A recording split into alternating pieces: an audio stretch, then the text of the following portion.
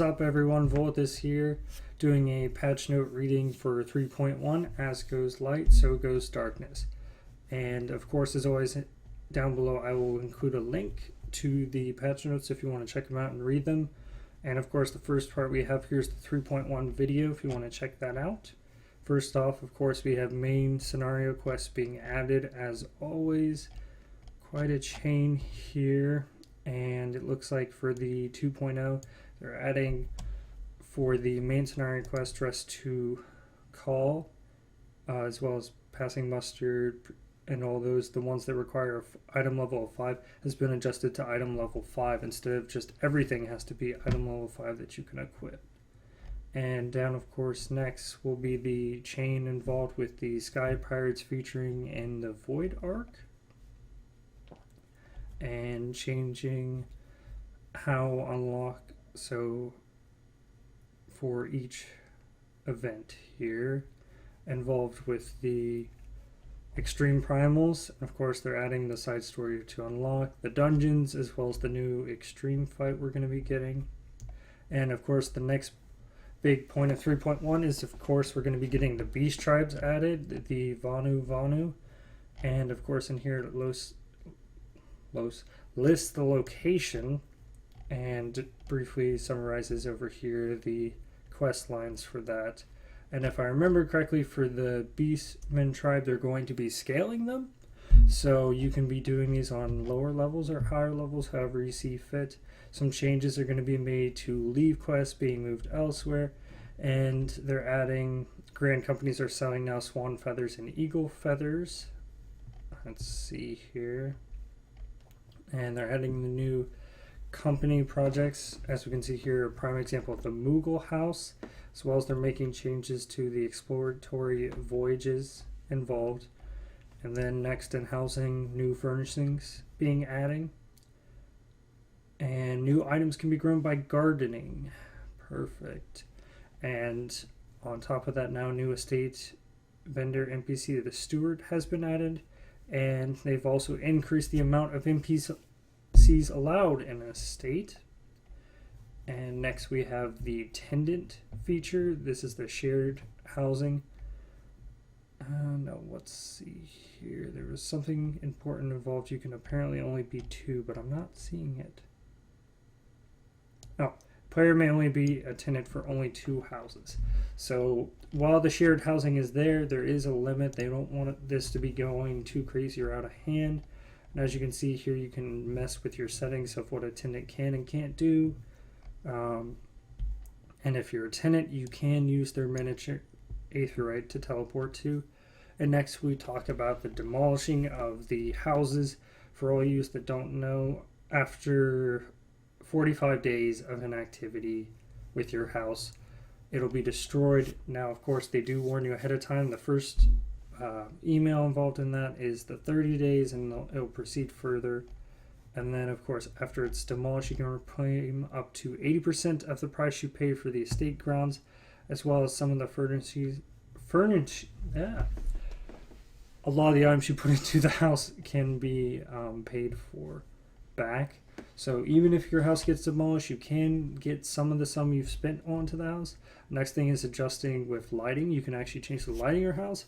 So I guess if you're toning down for the day, putting your character to sleep or logging out, you can adjust the light and make it feel like it's more of a evening thing. Definitely a lot more role-playing stuff could be involved in that and all that. Moving on. New items from resident caretakers in each housing area in exchange for company credits, which will be the mission Ceruleum. And then next we have the Gold Saucer, which is the big new event. They're adding the Lord of Verminion, if I'm saying that right, which, if you don't know, is basically kind of it's been described as an RTS with our minions. There's a lot of strategy over. I could spend probably an hour talking about this, so we'll just briefly go over this. As you can see here, you can look at your minion hotbar,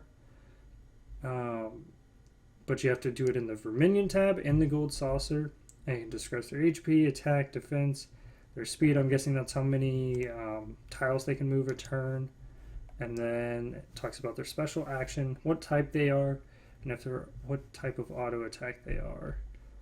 And it even has the chart here, which if I scroll down explains how there's weaknesses and strengths. As you can see in this little triangle feature here, monsters are better than critters, critters are better than poppets, poppets are better than monsters. And you can turn this around, monsters are weak to poppets, etc. Gadget will be in between. It's neither strong nor weak against any types. It's just going to be kind of the wild card there. Doesn't have an advantage. It also has cost. Did it show that in the previous one? It did. So there's going to be a cost system to that. And we have some example screenshots. You can register for it. There's also going to be tournaments involved in it. And I believe this is your summoning queue. From what I hear, you can only have 3 at the start.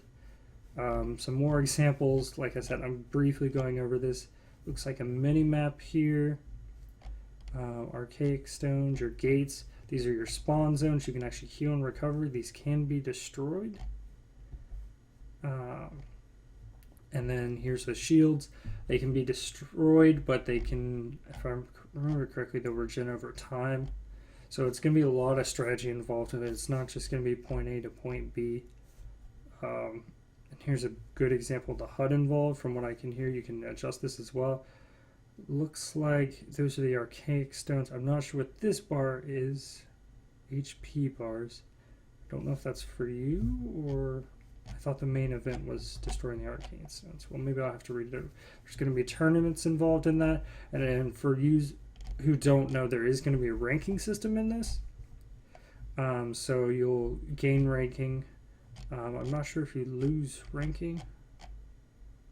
So we'll have to see with that. And then they're adding some new mini games for the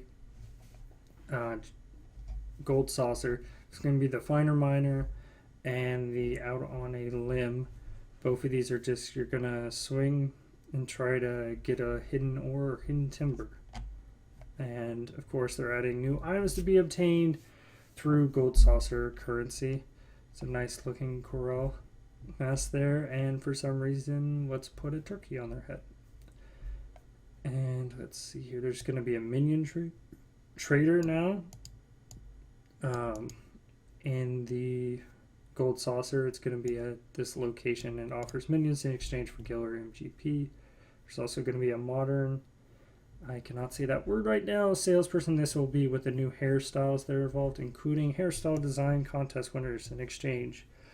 And they're going to be increasing the awards for the MGP Jumbo, Cactpox, and the Gates.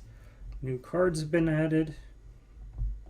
And then, of course, to the challenge, like they're going to add a whole gold saucer section. And then these are just the rewards involved with this. It looks like all the rewards, except for the last, oh, that's because they're adding another challenge section. But all the ones based from gold saucer will give you MGP. They're going to be adding sightseeing logs, as well as now we're going to have minions that couldn't fly before are going to fly, as well as our dual person mounts are going to be able to fly as well. And here's something amazing, is now possible to ride other mounts than your personal chocobo while your companion is summoned. So now you don't have to resummon a chocobo. That means there's going to be a lot more room on my hotbars.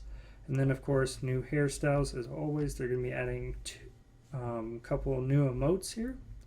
They're going to be, apparently while you're sitting you can change pose and it'll do some more poses for you.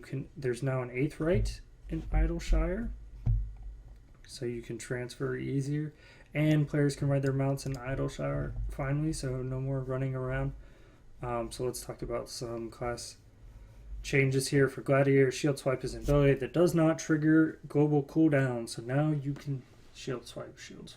That's the stun if I remember correctly. So you can stun now, and it won't reset your global cooldown, so you can do that off. And the recast time has been adjusted to 15 seconds. I don't remember what it was before. Actually, I think it didn't have a cooldown. Or if it was, I think it was lower than that. I'm not sure. Potency has been reduced as well. So it's not going to hit as hard. But hey, It's not resetting your global cooldown. Scoring Blades TP has been reduced, and Shield Bash cost has been reduced as well. I think Shield Bash is the one that you proc when you block. I'd only know that if I had my Paladin in front of me. So moving on, Rogue and Ninja TP costs for both Mutilate and Shadowfang have been reduced. Always good. Heavy Shot triggering at which Straight Shot icons flashed under Straight Shot has been adjusted, and Straight Shot's TP has been reduced by 10. Royal Road, the effect of Royal Road is no longer lost when leaving an area. Alright. Next part is involved with the mudras that they're accommodating the speed and latency so you can use them without lagging out better. From what I hear, it may not be the best, but it'll still be better. Dungeons and Trials. The limit break gauge will no longer feel slowy when multiple members of the same class are in a party when you solo queue for the Duty Finder. So if you happen to be like me and your other team members, a Black Mage, it's not going to fill slowly. So I guess in a way to motivate you more, if you want a solo queue, you don't have to worry about getting those other classes or jobs with you that you're so of slowing your limit gauge. Now, Dungeons and Trials requiring a full party to register. It will still fill slowly if you have duplicates. So make sure if it's a full party that if you're really hurting and you need good LBs and you're just not making it in time, you need to make sure your classes are differentiating. Now they're providing area for your LBs and what they do, including that the healer one also raises when it hits rank 3. In fact, they should say rank 3 instead of a level. Well, yeah. Of course, we have the 2 new dungeons we're getting, and the requirements, of course. For this one, you just have to beat the main scenario for Heavensward. For Pharaoh Sirius, though, you have to make sure that you complete that, as well as clear the original Pharaoh Sirius. The Minister Ballads, AK hard or extreme mode for Thordan's Reign, however you want to consider that. This one, of course, is just Heavensward. Now you can solo queue for Extreme Bismarck and Ravana. They have an eye level of 165 for Bismarck, and Ravana is 175. Let's see here. And then, of course, with the old primals now, they'll be getting Echo after, if you do not, within 3 minutes, you'll receive Echo. So probably should get to work on that. I've meant to do that for a while, but I haven't. Items that drop directly from the boss enemies will now drop from the treasure boxes. Okay, I think this is the part that involved with the housing items. They'll now drop on chests. And this is next talking about the Void Arc. Now for the rewards. I just lost my place. You can receive 1 item as before, of course. Involved with that either by need or greed. And then the next one involved is that upon completing the Void Arc, you will earn a separate reward once per week. This reward can be exchanged with Bertella and Idleshire, and this is used to enhance your equipment. This would be the stuff that enhances our esoterics, so that's the stuff that improves their rings and all that. They'll be able to go up. And then treasure chests in each priority while undercating will now appear. So now the wind up onion might and puff of darkness automatically are going to drop, and the following items will appear after. So all the other carbon twines and all that from previous and Cloud of Darkness will appear instantly. The weekly restriction rewards on Alexander Gordias. This is the normal mode. There's no more restrictions on that, so you can farm that as much as you want. Of course, next we have the exploratory missions in the new area Diadem, and you have 90 minutes to complete it. You will enter it up to 4 or 24. 3 parties aid it, of course, and you'll enter it by the Ishgard airship landing. Requirements is that you have completed Heavensward and undertake them. You can assign them and you can explore it for hidden treasures. Participating in it. There's a lot of information here. This is another part. Now there are going to be difficulties. We have, looks like here we have easy, normal, and hard. There's also treasure chests. So depending on which one you do, there's just going to be more of a challenge. From what I hear, you still have a chance to get the same amount of loot. Another thing to keep in mind is every time you enter here, you do have to reattune to fly. I'm not exactly sure how I feel about that. Just because if I were to do this a lot, it would be kind of annoying. But from what I hear, it's supposed to be easy. And in a way, it's still going to make me explore, even though I feel like I like to explore without the motivation / forcing. But whatever. And also, if we can see here too, you can get other rewards. There's basically a lot of objectives here. So I mean, you could, I don't think you can do all of them. Looks like complete 3 of the following. I'm not sure if it helps to complete them all, but there'll be giant monsters and all that. Looks like there's been adjustment to past dungeons. They're going to perimeters of the enemies and mechanics. Experience points earned in the following dungeons have been increased. So, the Dust Vigil, Solomon, the Avery, Dust Vigil. Okay, so these are all the 3.0 dungeons. And then enemies in the following 50 now award XP. So now high level will have more of a use because you'll still be getting XP for it. PvP experience earned from front lines have been increased for all of them. If you're first, second, or third place in front lines. They're adding an item level sync to the Great Google Library. Pets will no longer enter combat when receiving damage from environmental hazards and certain duties. Alright, and they're changing how the roulette's going to work. Nevery and Fractal are going to be removed from the expert. Now it's just going to be the Saint. I can't even pronounce. I'm not going to butcher that. And then, of course, Pharaoh Sirius. And if I'm not mistaken now... Oh, and also down below here we can see if you've already received your reward for the day for those... For your duty roulettes, it's going to warn you ahead of time so you don't have to. As well as for duty roulette, if you're joining out in progress, it's going to say how long it's elapsed. So you, I guess you, in a way, you can have a guess, but some people may not do that as well. Tombstones has been adjusted here. I could talk about this stuff forever, and I'm already at 18 minutes, and I'm about halfway down, so I'm just gonna go through this as quick as I can. Encrypted tombstone.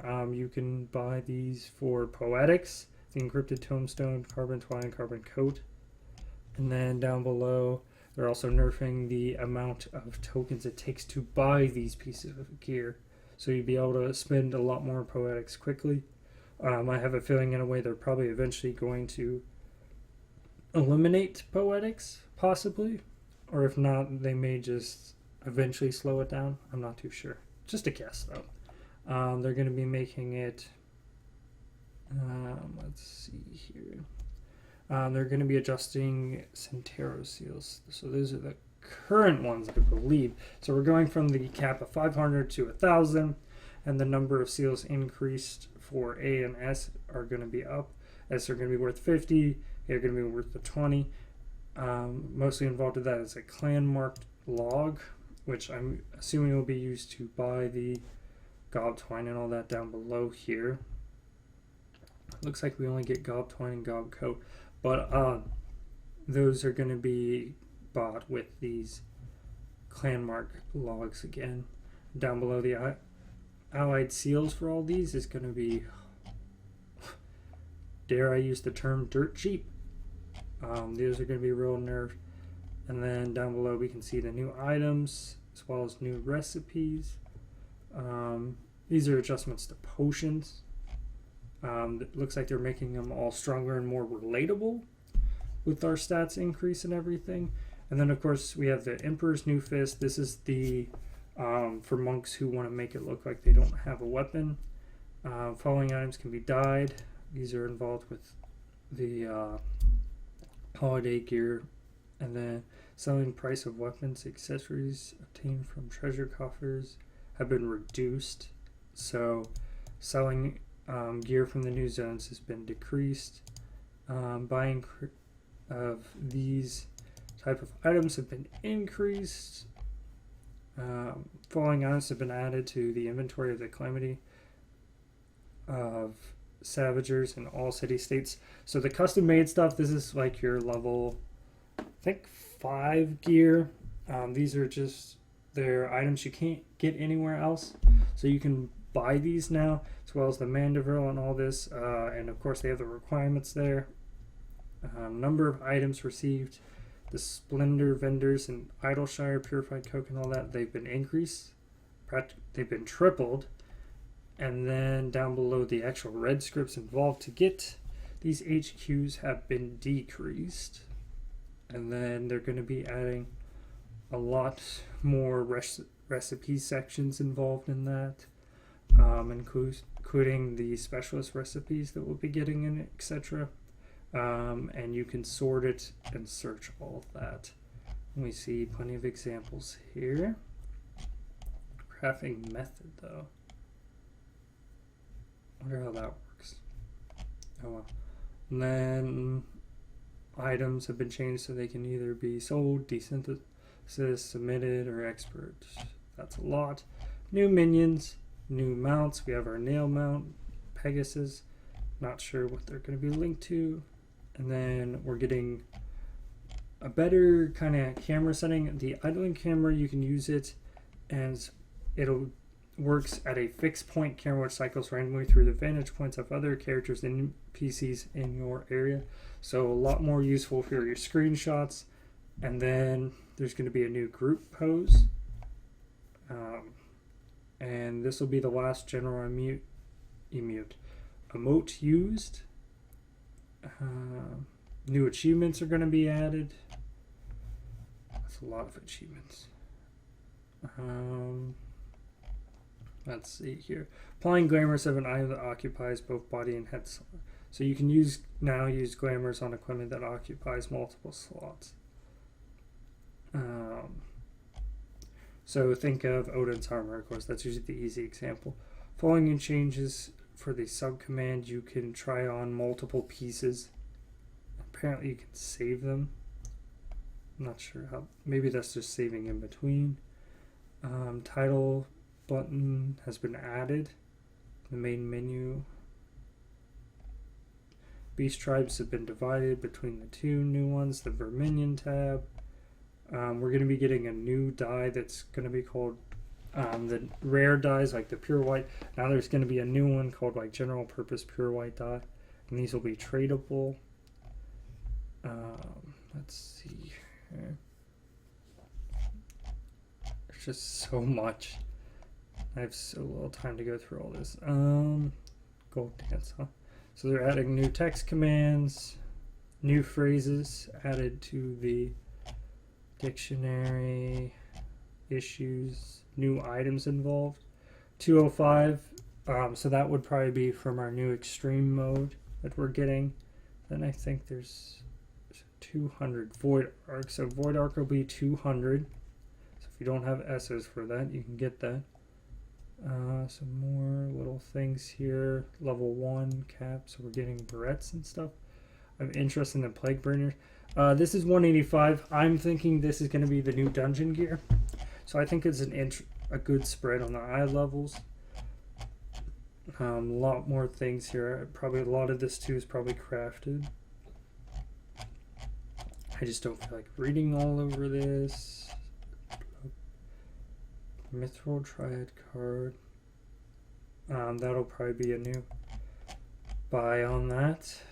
More recipes and examples of it. There's going to be a manor oven. A lot more manor gear. I'm not sure if there'll be specialists. It doesn't say, so we'll have to see. I'm wondering if specialists will limit housing. I'm kind of intrigued by that. It makes me wonder if I'm actually going to have to start buying, if I want a housing item on my own, But looks like that's about it. Probably could have been longer on this, but I only like doing videos for so long, and it's a lot to go through. And these are just brief highlights. So if you enjoyed this video, please like. Tell me what's your favorite part about 3.1. What would be my favorite part? Probably the new scenario quest. There's definitely a lot of stuff involved that I would like to see. It's just the fact that I'm really interested in see what the story. I'm interested about this new character. Also, eventually, maybe some or glamour equipment for it. Hint, hint, Square Enix. And then, yeah, I mean, Fort Arc will be fun. I'll get bored of it eventually. I'm definitely glad that it seems like leveling's gonna be easier, because I've been kind of burnt out on leveling. So just comment down below your favorite part, and it's been a pleasure, and I'll see you next time. Bye.